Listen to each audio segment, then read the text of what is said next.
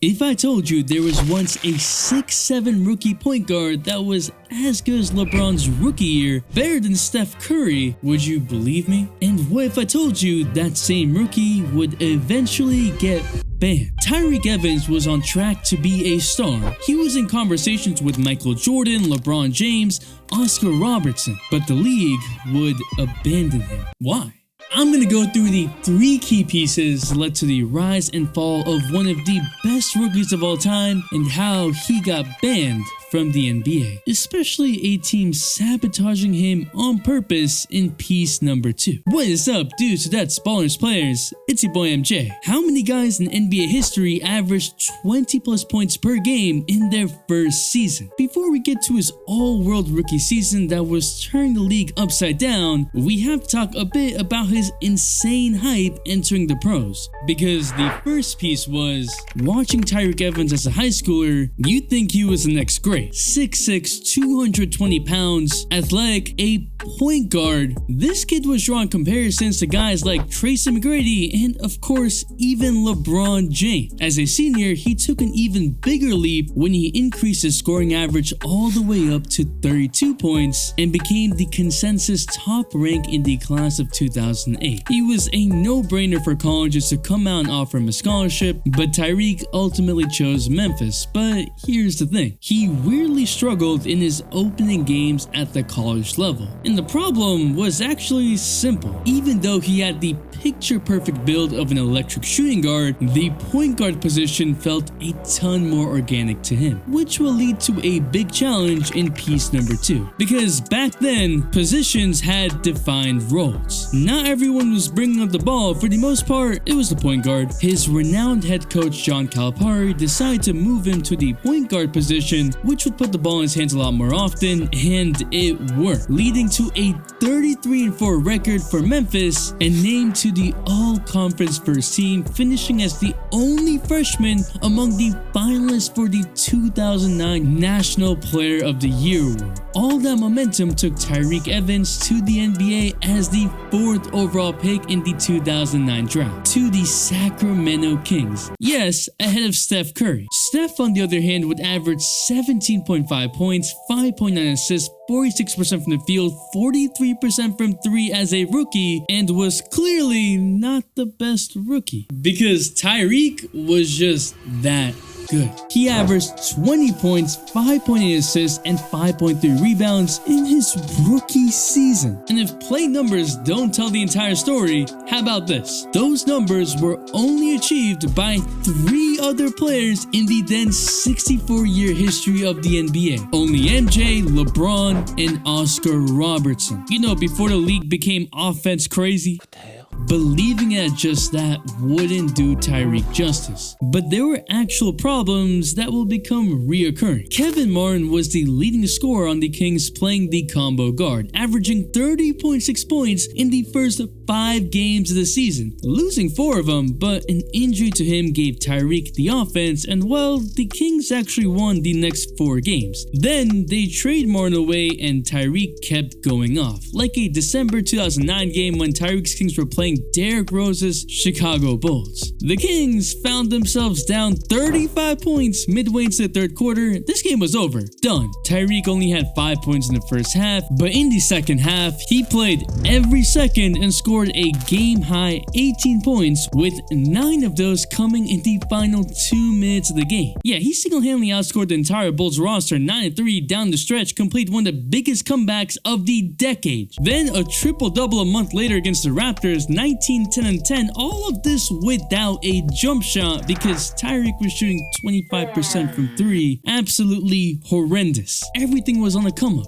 Just not for the team because they went from 17 wins to just 25? I guess still come up. And at the same time, they continued drafting in the lottery. Namely, the addition of another attention-grabbing player, DeMarcus Cousins, just 1 year later. And that's how the Kings would intentionally sabotage Tyreke's career. What piece 2 is all about. Because due to several factors, mainly dysfunction and lack of development, Tyreke Evans couldn't capitalize off his incredible rookie season. In the 2010 draft, the Kings appeared to have made the correct decision for all the right reasons. A super skilled big man DeMarcus Cousins, perfect next to a dynamic playmaker in Tyreke to hopefully create the NBA's best young 1-2 punch. Right? See, during the 2010-11 season, Tyreke hit a number of setbacks, beginning with injuries, and a suspension to open the season because of a reckless driving incident over the summer. But early in the season, Tyreke was diagnosed with plantar fasciitis. And still, for the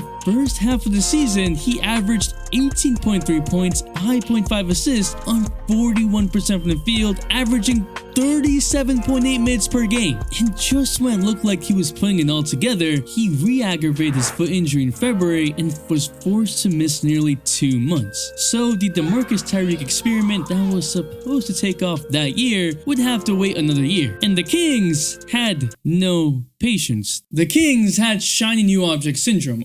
In a continual state of distraction, thinking something new is worth pursuing. Just like Kevin Martin was the object replaced by Tyreke Evans, DeMarcus Cousins was that new shining object, but he wouldn't be the last. I hope the world can see now what's really going on out here. The Kings still suck.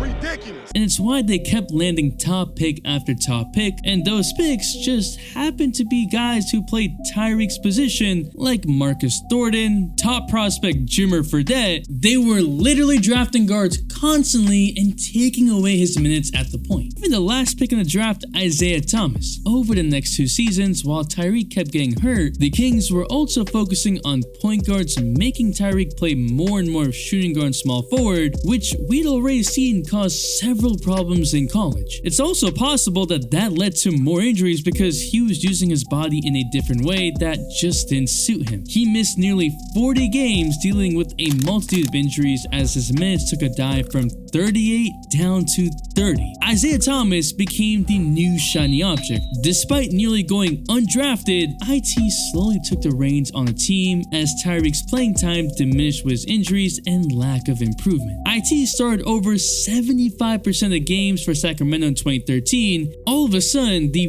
5'9" guy that was supposed to be a nobody was controlling the ball over 26% of the time on offense and playing around 30 minutes a night over Tyreke Evans, supposedly the point guard for the franchise. It wasn't at all surprising to see all of the above manifest itself into a serious regression for Tyreke. His numbers across the board went down in each of his first 4 seasons. His minutes, his points, his shot attempts, rebounds, assists. Newcomers were shining in the logjam of guards Sacramento had, and these players were the team's focus. Just a few days after free agency opened in 2013, the Kings sent their former Rookie of the Year from 3 years earlier to the Pelicans. But despite Tyreke's progressive decline over the past couple of seasons, teams still wanted him. In fact, the team he went to actually had him as their top free agent target for the summer. The Pelicans had a young AD.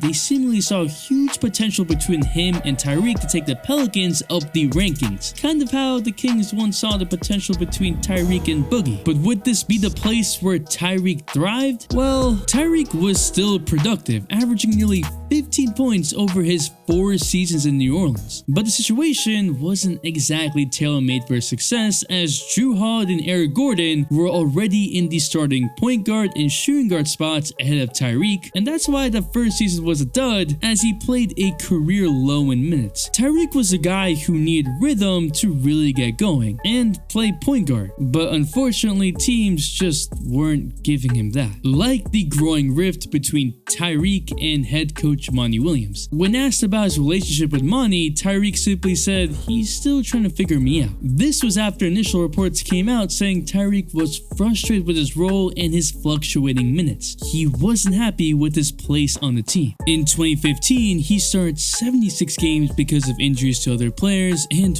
really thrived, putting together his best season since his rookie year. But in 2016, he played in just a quarter of the season because of several knee issues. In 2017, Tyreke got traded before the deadline to ironically his old team, the Kings, for ironically his old running mate Boogie Cousins, but sure enough, Tyreke played mop-up minutes for a bad Kings team that was worse than a high school JV squad. And because he was hanging into free agency anyway, the Kings trade Tyreke to clear the decks and continue their much necessary rebuild. Even though he was still just 27 years old, he was being treated like a 37-year-old journeyman. Was his time in the NBA over?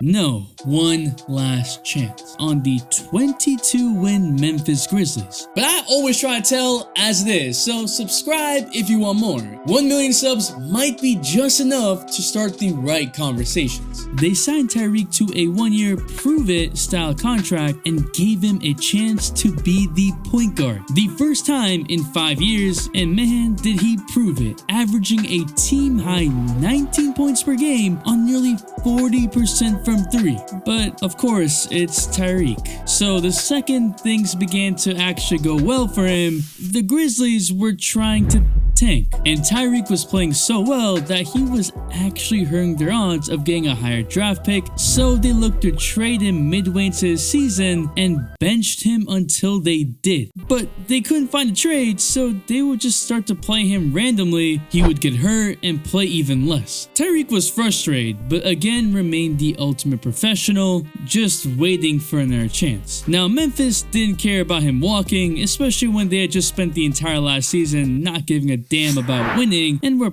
proudly tanking, so Tyreke Evans joined the Pacers, where once again he did not play point guard. And on the court, he played his least productive season in years. Coach Nate McMillan didn't give him much freedom on offense, suspended him for being late to one practice. His PR was the lowest ever. He just never found his way through the offense, at times being too passive and at other times forcing too many shots. I mean, typically he'd score in bunches even if he'd consistently battle injuries, and for the Pacers, he played an above average for him 69 games, and even started in a decent number of games. He made to the end of the season and played in the postseason, where they got swept by Kyrie and the Celtics in the first round. And maybe that season was the last straw. While Tyreke had stayed out of trouble, while he hadn't complained much, teams hadn't given Tyreke what he wanted or what was best for his game. It had been a decade in the league, and after starting so hot, he was now an afterthought. So what's next? On to another team, right?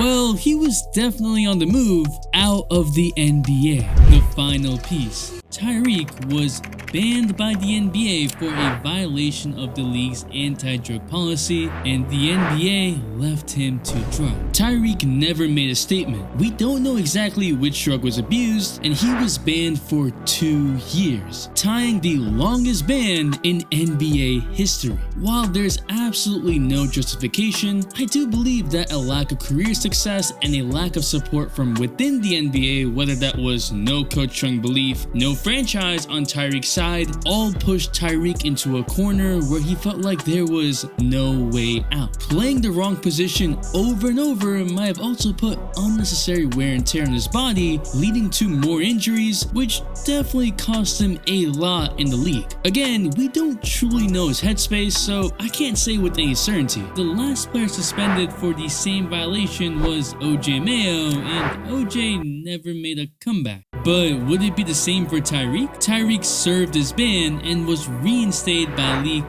quietly in 2021, 1 year early. And no one noticed when he made a return 1 year later. That's right, 32-year-old Tyreke Evans came back to the G League, but there were barely any headlines. More of a hush-hush sort of thing, but he didn't disappoint in his first Bucks G League game, scoring 16 points, 6 assists, but only shooting 37% from the field. In his second game, he played only 3 minutes, and in his third, he didn't have a third game because that was it. The Wisconsin Herd waived him. The Wisconsin Herd, what? The only recent news of Tyreke was that he and Terrence Ross were mulling overseas offers. And just like that, everyone forgot about Tyreke. Once a hyped up player didn't get a shot at redemption. But why? Either Tyreke was so bad or the NBA didn't want anything more to do with him. There's no news, no quotes, nothing. Tyreke's Twitter has no tweets since 2021. It's complete blackout. Again, can't say with any certainty, but he could be blackballed. Unusual, but not the only time the NBA has just dropped players or given special exceptions. Think Ja Morant, because it all comes down to interest. Tyreke had already been all but forgotten. Frustrating to say at least, because I think we all want to see him thrive. If his first season had been in a bigger franchise like the Knicks, the Celtics, heck the Bulls, maybe even the Warriors, he might have had more leeway with the league and been given way more opportunities. But the Kings are where careers go to die. And now he's out in Puerto Rico and Venezuela with no hopes of returning to the NBA, but putting up solid numbers. Tyreke Evans was ahead of the curve, but teams didn't give him a chance to prove that, and that is perhaps the most disappointing part of his career. The all-day notification watch out goes to Ant the Goat. Thanks for the all-day support. And if you want to know why Team USA will keep getting worse, there's a video right here. And if you're still here, you're a real one, so comment ROTY so I know. It's your boy MJ. We out and we got